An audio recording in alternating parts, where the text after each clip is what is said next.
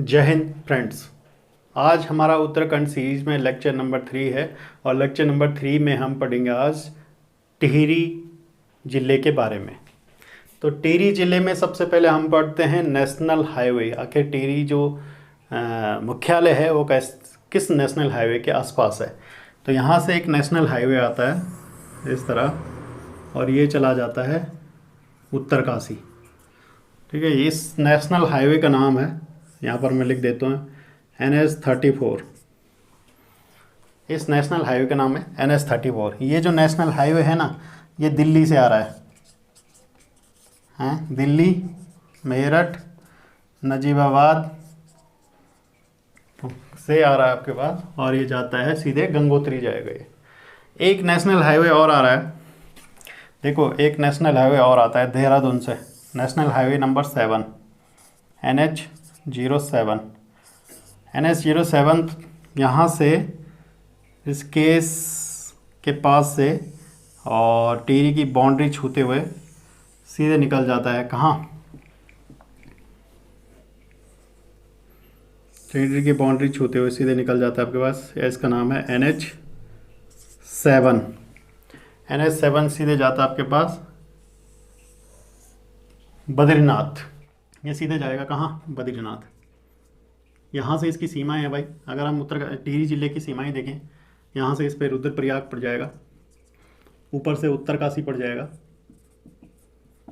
हैं, और नीचे यहाँ से अगर हम बात करें नीचे यहाँ से तो पौड़ी गढ़वाल पड़ जाएगा,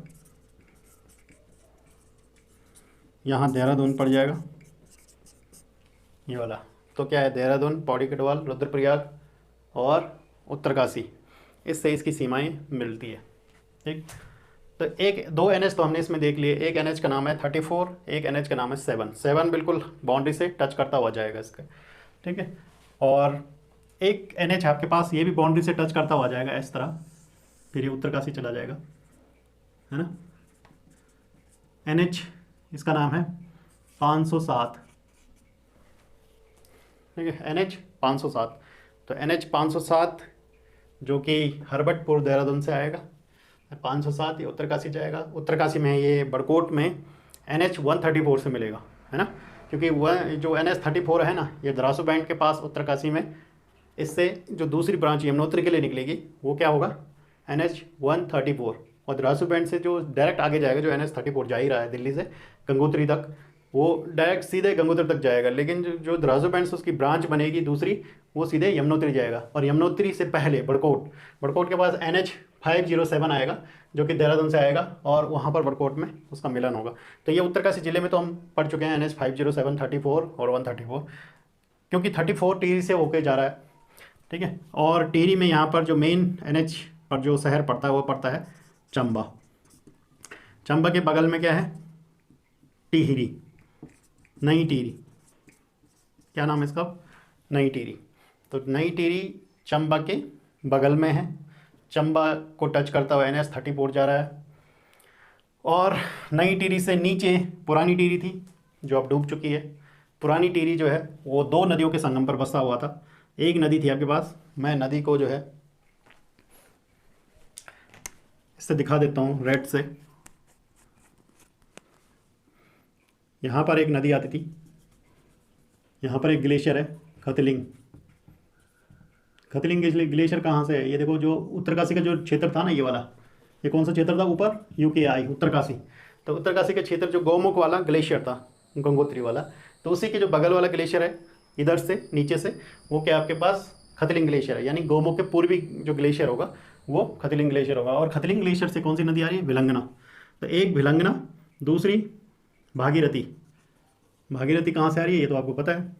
तो इन दोनों का संगम हो रहा है गणेश प्रयाग, जो अब डूब चुका है, जिसे पुरानी टिहरी बोलते थे। तो यहाँ से दोनों का संगम होता है। ये कौन सी नदी है, भागीरथी, और ये कौन सी नदी है, भिलंगना।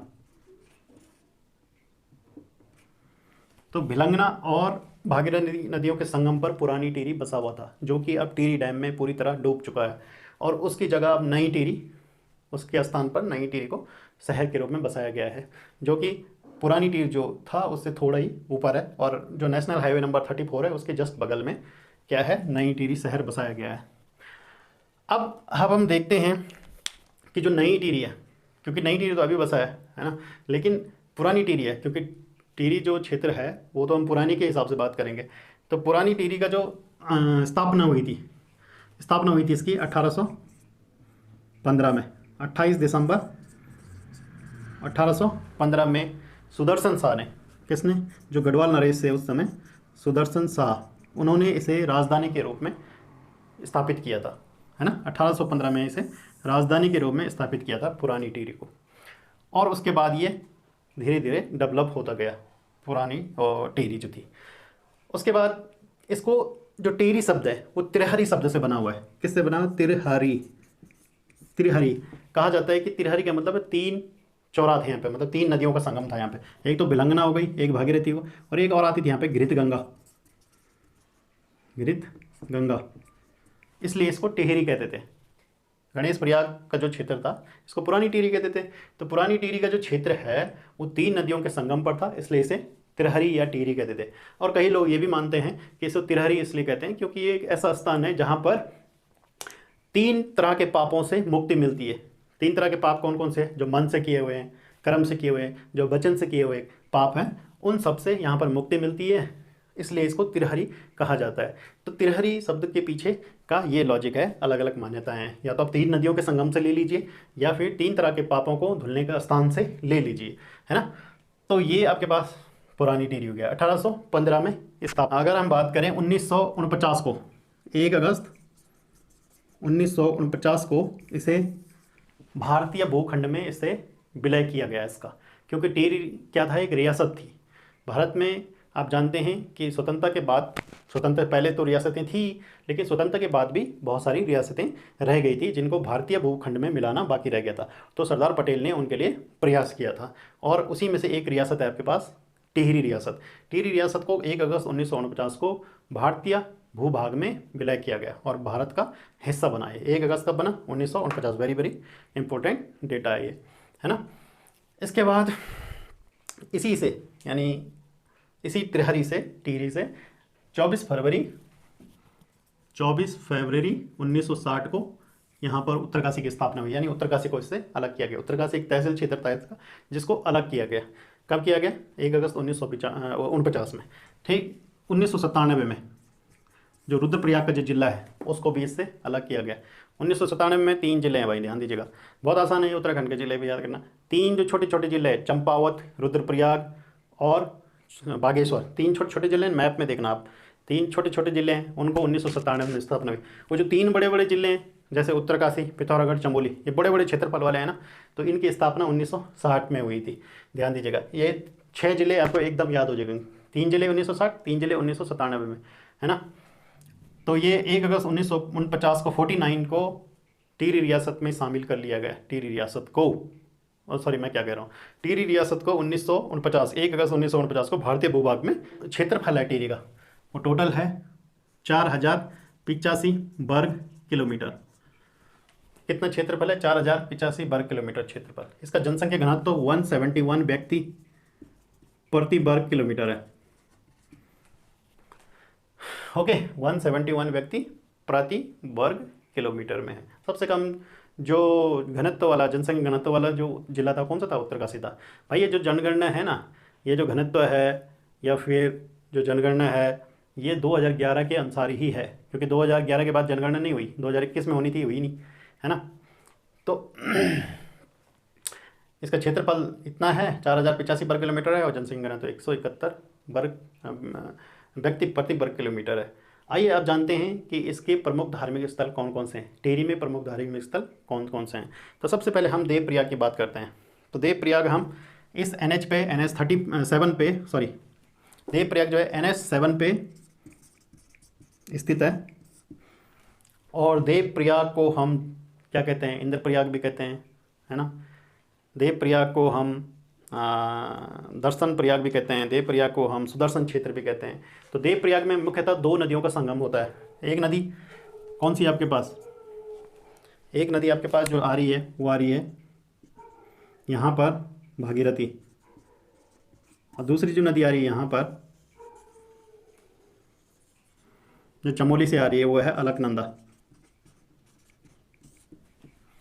तो अलकनंदा जिसे आप बहू बोलते हैं, भागीरथी जिसे सास कहा जाता है, सास और बहू का जो संगम होता है वो दीप प्रयाग में होता है यहाँ पर, है ना। देव प्रयाग में दो नदियों का संगम होता है, एक है अलकनंदा जिसे बहू के नाम से जाना जाता है, और एक है भागीरथी जिसे सास के नाम से जाना जाता है। बहुत ही इंपॉर्टेंट डेटा है और आपको याद रखना है। याद इसलिए भी रखना है क्योंकि देखो भाई, ये इंपॉर्टेंट डेटा तो है ही है पेपर के लिए, साथ में आपको मैप में भी भरना है ये, इसलिए आपको ज़्यादा याद रहेगा। पेपर में आपको परीक्षा पास करनी है ना, तो परीक्षा पास करनी है तो याद रखना पड़ेगा, नहीं करनी तो मत रखना, कोई ज़रूरी नहीं है ना। तो देव प्रयाग को हमने कहा कि यहाँ पर जो है दो नदियों का संगम होता है, और दो नदियाँ आपके पास कौन कौन सी हैं? एक नदी है आपके पास भागीरथी और दूसरी है अलकनंदा।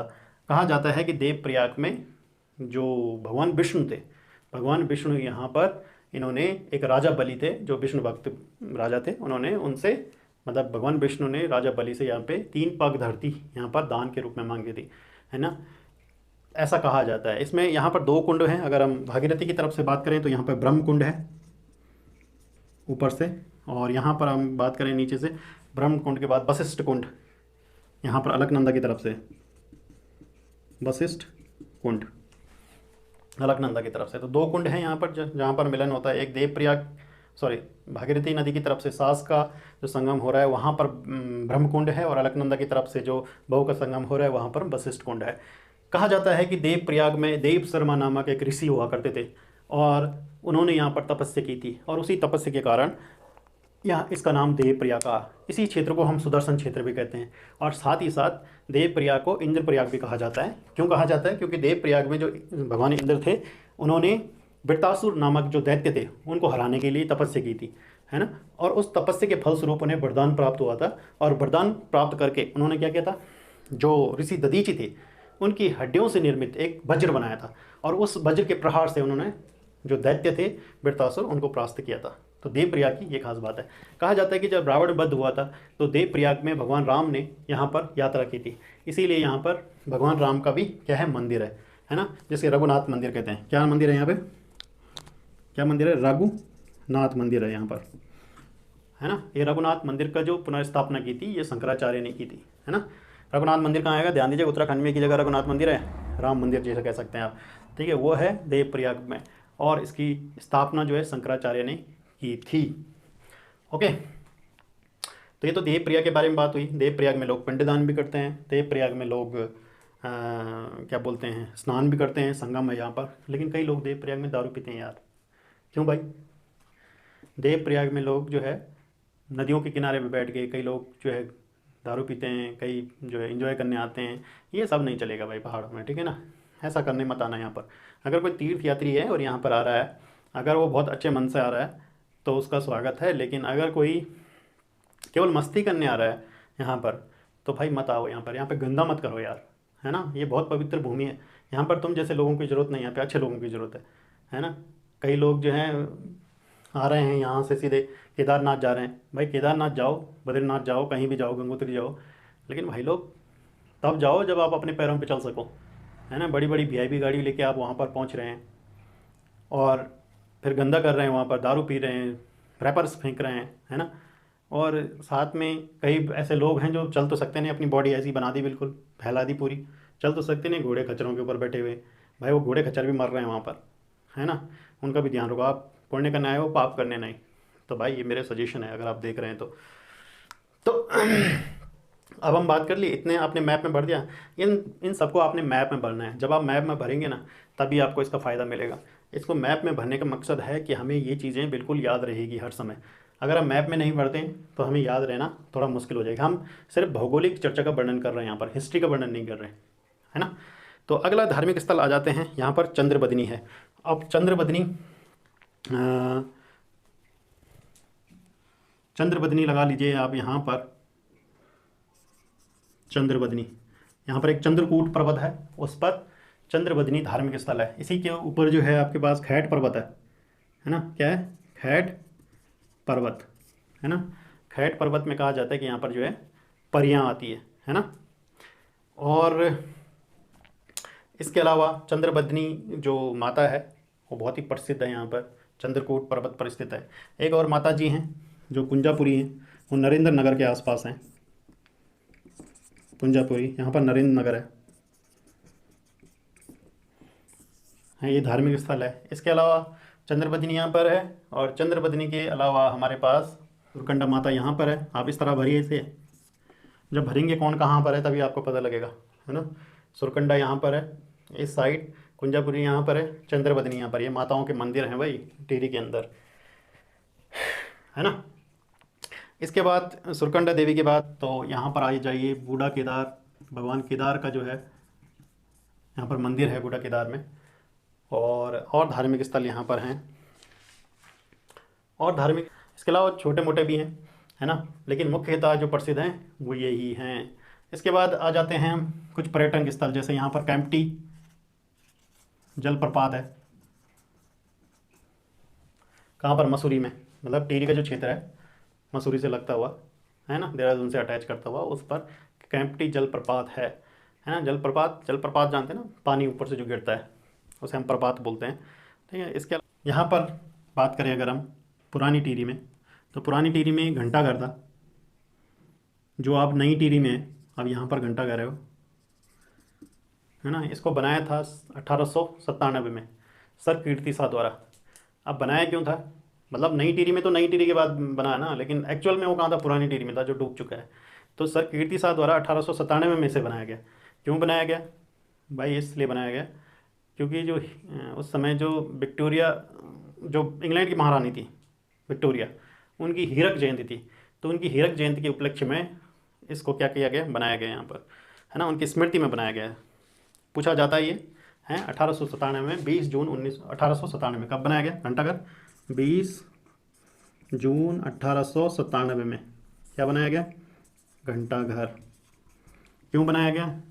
हीरक जयंती। हीरक जयंती किसे बोलते हैं भाई? हीरक मतलब हीरा। हीरा कब होता है? पहला होता है चांदी यानी सिल्वर 25 ईयर में, गोल्डन होता है आपके पास 50 ईयर में, और 75 साल में होता है आपके पास क्या? डायमंड। और प्लेटिनम होता है 100 साल में। तो 75वीं सालगिरह थी, 75वीं जयंती थी, तो उस उपलक्ष्य में सर कीर्ति शाह द्वारा उनके स्मृति में 1897 में घंटाघर का निर्माण कराया गया था। ये आपको याद रखना। नागेंद्र सकलानी मेला लगता है यहाँ पर कीर्ति नगर है, रघुदेव प्रयाग के आगे, ये कीर्ति नगर है। तो यहाँ पर शहीद नागेंद्र सकलानी भरधारी मोलू मेला लगता है भाई यहाँ पर, ठीक है। तो इस मेले को जो लगता है 11 से 14 जनवरी तक लगता है ये, और ये विकास मेला है। इसके अलावा वीर गब्बर सिंह मेला लगता है। वीर गब्बर सिंह मेला जो है चंबा में लगता है। यहाँ पर गब्बर सिंह मेला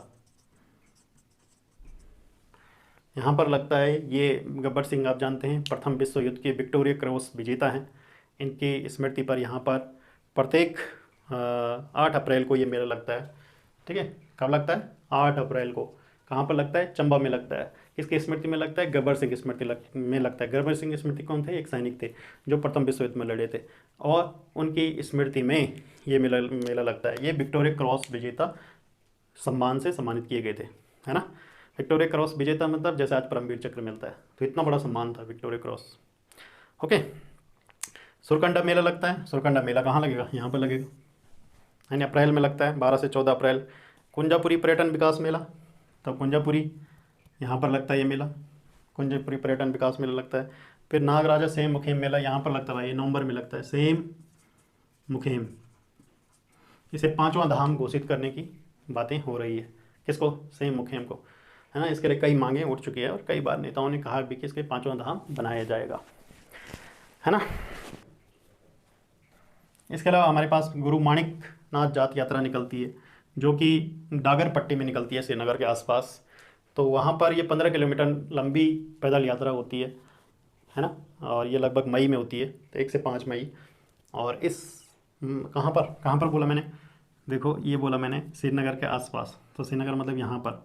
तो यहाँ पर डागर पट्टी लगा लीजिए, डाबर, है ना, डागर, सॉरी, डागर पट्टी। तो डागर पट्टी में कोई गांव है, वहाँ पर वहाँ से वो यात्रा शुरू होती है, पैदल यात्रा। लगभग 15 किलोमीटर की पैदल यात्रा है, और ये होती है 1 से 5 मई के बीच में। ओके, सब है। यमुना बाग में होता है ना, यमुना घाटी क्रीड़ा, ये नवंबर में होता है, 17 से 20 नवंबर के बीच में। यहाँ पर यमुना घाटी विकास क्रीड़ा मेला ये नैन बाग में होता है। ओके, प्रमुख ग्लेशियर की बात करें तो कतलिंग ग्लेशियर है यहाँ पर, यहीं से बिलंगना निकलती है। ये जो कतलिंग ग्लेशियर है ये आपके पास बिलंगना का उद्गम यहाँ पर होता है और इसे कहते हैं द लेक ऑफ गोड्स। यहाँ पर जो क्या बनी है, झील बनी है, और इसी झील को हम कहते हैं क्या, लेक ऑफ गोड्स। तो लेक ऑफ गॉड्स। प्रमुख तालों की बात करें, अगर हम बात करते हैं, यहाँ पर सहस्त्र ताल है, यहाँ पर एक जगह है गुत्तू, गुत्तू से ही यहाँ जाया जाता है, कहाँ, सहस्त्र ताल में। सहस्त्र का मतलब है 7, तो 7 तालों का एक समूह है ये, है ना। अगर हम 7 तालों के बारे में बात करें, बड़ी और गहरी झील है, ध्यान दीजिएगा, कौन सी, सहस्त्र ताल। सहस्त्र ताल के बाद जो है यमताल आता है, यहीं कहीं यमताल है ना। इस रीजन में भरेंगे आप, यमताल, सहस्त्र ताल। इसके अलावा मंसूर ताल, यहाँ पर खतलिंग ग्लेशियर के पास है मंसूर ताल। यहाँ से एक गंगा निकलती है जिसको बोलते हैं दूध गंगा, तो दूध गंगा का उद्गम स्थल है यहाँ से, मंसूर ताल से। ओके, फिर यहाँ पर इसी के आसपास यहाँ पर एक और ताल है, वो है अप्सरा ताल, है ना, गुत्तू के आसपास। फिर ये तो प्रमुख ताल हो गए यहाँ के, कौन से, सहस्त्र ताल, यम ताल, मंसूर ताल, है ना। और एक और ताल है हमारे पास, है ना, एक और ताल है भाई यहाँ पे, बासुकी ताल। ये केदारनाथ के पश्चिम में है, तो केदारनाथ इधर है, इसके पश्चिम में बासुकी ताल। ये यहाँ पर जो है ना, इस ताल से जो है लाल पानी का ताल है ये। कैसा ताल है, बासुकी ताल, लाल पानी का ताल है, इंपॉर्टेंट है ये। और इसके अलावा हमारे पास ताल भी है, यहीं पर एक और ताल है मासर ताल, जिसे भाई बहनों का ताल भी बोला जाता है। तो अगर आप ऐसा भरेंगे ना इसे, तो आपको बहुत जल्दी याद होगा ये, और जब आपको याद होगा तो आपको मज़ा आएगा, आपको पेपर में याद रहेगा हमेशा। भाई नॉलेज वो चीज़ है जिसे आप एक बार रटो नहीं, जिसको समझो। अगर आप उसको मैप में भरोगे तो आपकी याददाश्त बहुत ज़्यादा रहेगी, आपको समझ पड़ेगी उस चीज़ से ना। तो ऐसा पढ़ोगे ना तो मज़ा आएगा वो। और केवल रटंती विद्या वाली बात करोगे तो तब आप कुछ नहीं होने वाला है आपको, है ना। तब आपको भले एग्ज़ाम निकल सकता है लेकिन नॉलेज आपके पास परमानेंट नहीं रहेगा, है ना। तो ये तो हो गया आपके पास। अब हम बात करते हैं, इसके अलावा ये ताल हो गए। सबसे बड़ा ताल या झील तो यहाँ पर कौन सी है, टिहरी डैम झील है। टिहरी डैम झील का जो भले आर्टिफिशियल है, कृत्रिम झील है, और इसका निर्माण जो है 1978 से शुरू हुआ था। ये डैम है दरअसल, और 1978 के बाद ये 30 जुलाई 2006 को ये राष्ट्र को समर्पित किया गया। तो 78 से 2006 तक इसका निर्माण लगातार चलता रहा है ना। इसकी जो जल धारण क्षमता है वो 354 करोड़ घन लीटर है ना। तो इतनी जल धारण क्षमता है इसकी। इसके अलावा इसका जो क्षेत्रफल है वो 42 वर्ग किलोमीटर है, और साथ में इसका जो डिज़ाइन तैयार किया था वो प्रोफेसर जेम्स ब्रून ने किया था। पूछा जाता है भाई ये किसने किया था, प्रोफेसर जेम्स ब्रून, इन्होंने टिहरी का डिज़ाइन तैयार किया था। इसका वास्तविक नाम क्या है अभी, स्वामी राम तीर्थ सागर। क्या नाम है इसका, स्वामी राम तीर्थ सागर है टिहरी डैम का। कभी आओ टिहरी डैम में, देखो, बोटिंग करो, कितना मज़ा आएगा आपको। बहुत बड़ी झील है ना। अब यहाँ पर हम गुफाओं की बात करते हैं। शंकर गुफा है देवप्रयाग के पास, यहाँ पर क्या है, शंकर गुफा देवप्रयाग के पास लिख रहा हूँ मैं। फिर यहाँ कीर्तिनगर के पास है एक गोरखनाथ गुफा। यहाँ पर क्या है, कीर्तिनगर के पास गोरखनाथ